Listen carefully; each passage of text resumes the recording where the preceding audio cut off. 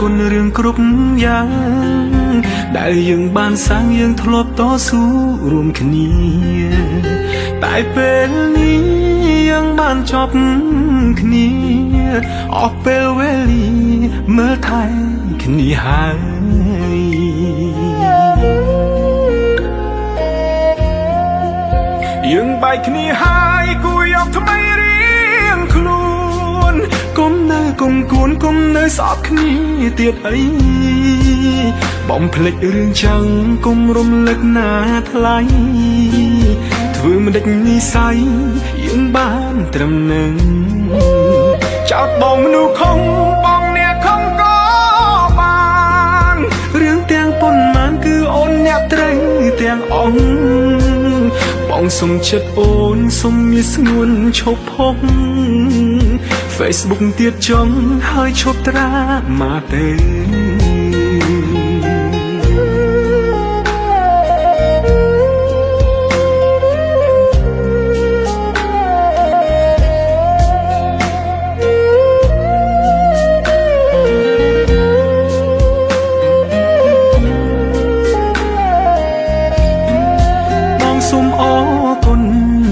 គុណរឿងគ្រប់យ៉ាង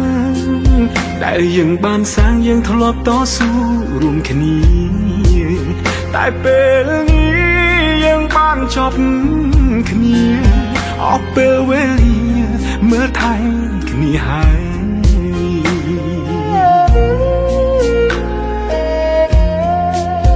យើងបែកគ្នាហើយគួរយកថ្មីរៀងខ្លួនគុំនៅគុំគួនគុំនៅស្អប់គ្នាទៀតអីបំភ្លេចរឿងចាំងគុំរំលឹកណាថ្លៃធ្វើមិនដេចនិស័យយើងបានត្រឹមនឹងចោតបងមនុស្សខំបងអ្នកខំក៏បា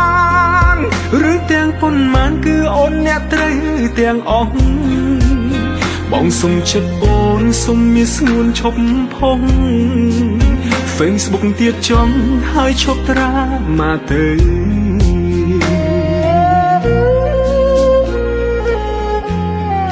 អូនគិតថាបងមនុស្សមិនល្អ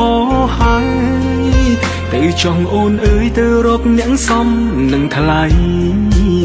បងមនុស្សអាក្រក់ដូចអូននេះហើយក៏គ្មានអ្វីឲ្យអូនលងឡើយខ្ញុំចាក់ចាញ់ខ្ញុំចាចាញ់ហើយតែខ្លួនអូនអើយឈប់រំលឹកបងទៀតអី